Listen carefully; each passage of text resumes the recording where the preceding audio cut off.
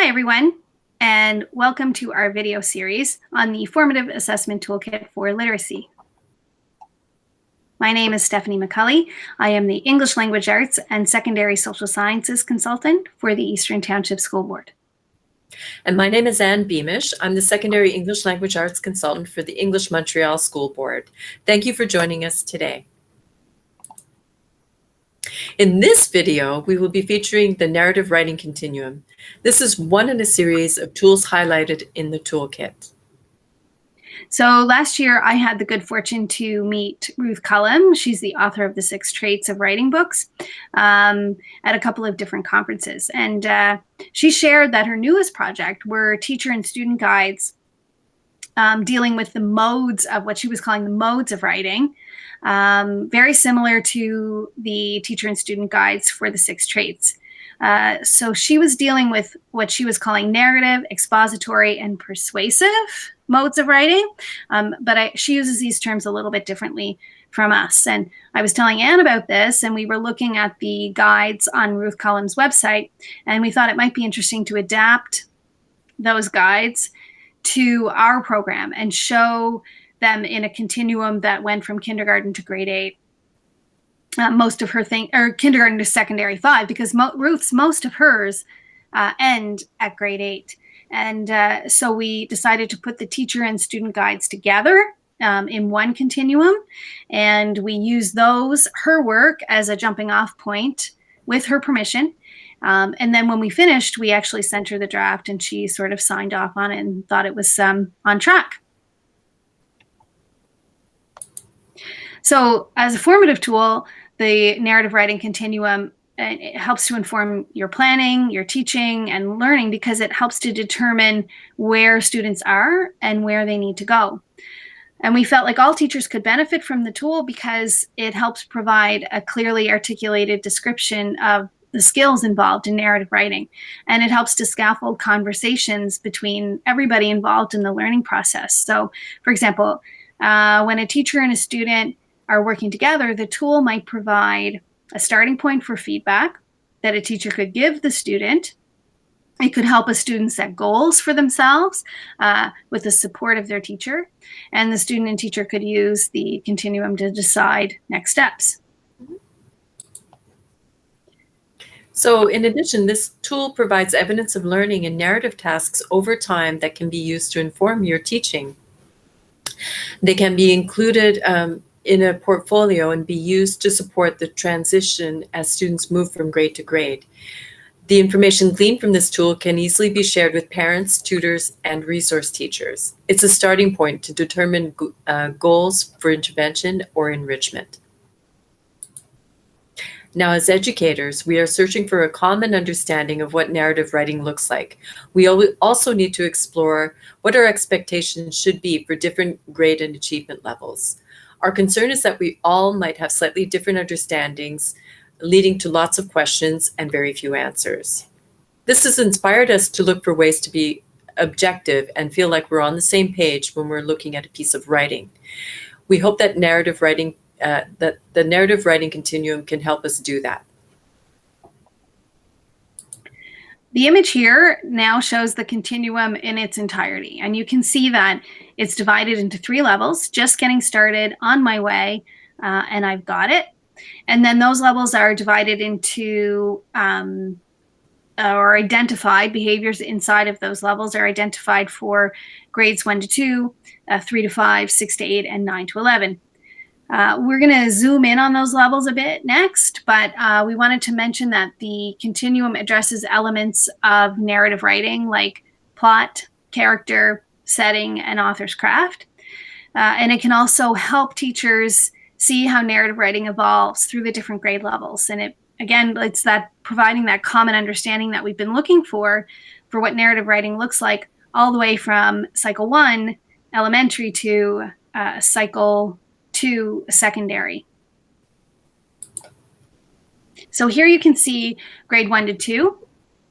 And what you need to notice about this is that the statements in bold on the progression are written in student-friendly language. So beneath those bold statements in regular text are more in-depth descriptors for teachers that would hopefully help with providing more detailed success criteria. They are worded in a way that you could use them with students if you wished, but the idea here is that you have the option. You can also see that we have grouped the descriptors into sort of three categories. One related to plot, that's being ideas, order of events, lead, and ending. And then we also have a section for character, and we have a section for setting. So now as you look at the grade 3 to 5 section, you can see that there's a little bit more description at each of the levels that would indicate an increase in expectation, but also we have added a section at the bottom on literary techniques. And because we aligned everything with our progression of learning, you would notice that there's a caveat underneath literary techniques that talks about how in, say, grades 3 to 4, students really are not using literary techniques in their writing. They're seeing them in reading, but maybe not using them in writing. And so around grade 5, we start to see simple literary techniques that the teachers have taught, and teachers can look for that in students' writing if they feel like the student has mastered those techniques. You can also see that in the character section, there's an element added in where characters begin to talk to each other. So we're starting to look at dialogue. So now in the grade 6 to 8 section, well, this section is interesting because it highlights the progression between elementary and secondary so that teachers can gain an understanding of where students have been, where they are, and where they really need to go. Now here, dialogue is used much more often and takes on a much larger role in plot and character development. In addition, literary techniques are still the ones that have been taught, but now they're being used much more deliberately to enhance meaning and add interest to the narrative writing.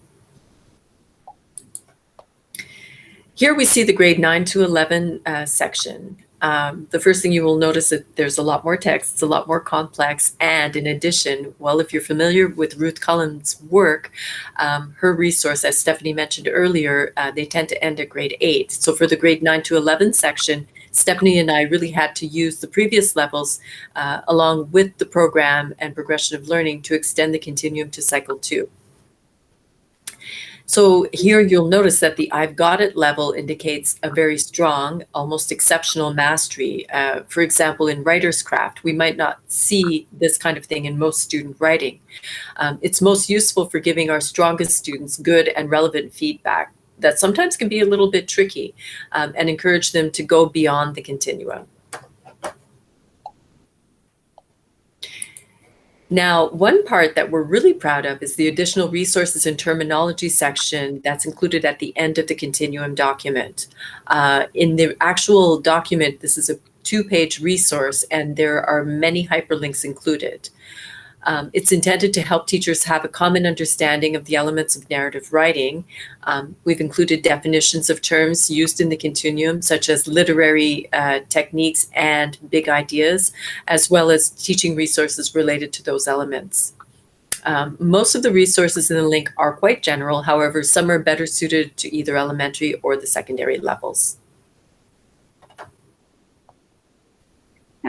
When we think of the cycle of instructional decisions, we can use the narrative continuum to understand, first of all, what important skills we want students to develop. So that's that question, what do I expect my students to learn? And then once I've identified that learning target and I've planned to teach that learning target, so for example, we want to teach about character development. So I've designed my lesson with that in mind. Then I can use the continuum to observe a student as they work to be able to identify their strengths and needs. Or I could use the tool as a way to consolidate evidence gathered from a variety of different observations where students have written, narrative texts that are both short and long. Maybe they've also produced some brainstorms, some conferences, that sort of thing. So that's where I'm going to use the continuum to check how will I know they're learning. Next, is next steps, right? What will I do if they haven't learned? So I can use the narrative writing continuum to identify my next steps in learning for those students and align my teaching strategies to focus on a student's specific needs. So again, for example, if a student is struggling with character development, and they might be falling in the just getting started level of their grade, then maybe I use teaching strategies that encourage practice in creating rich character descriptions. The category I've got it allows me to see or to visualize where a student needs to go. And then I can use teaching strategies to help me get them there.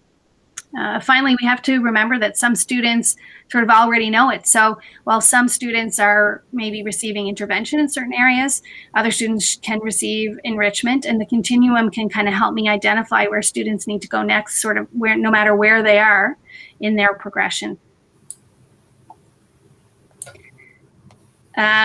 This resource is part of a formative assessment toolkit. So we've simply collected a variety of formative assessment tools into one place. The full toolkit includes all of the resources you see listed here.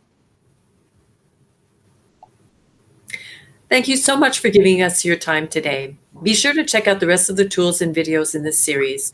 And if you have further questions, please reach out to your English language arts consultant for information and support.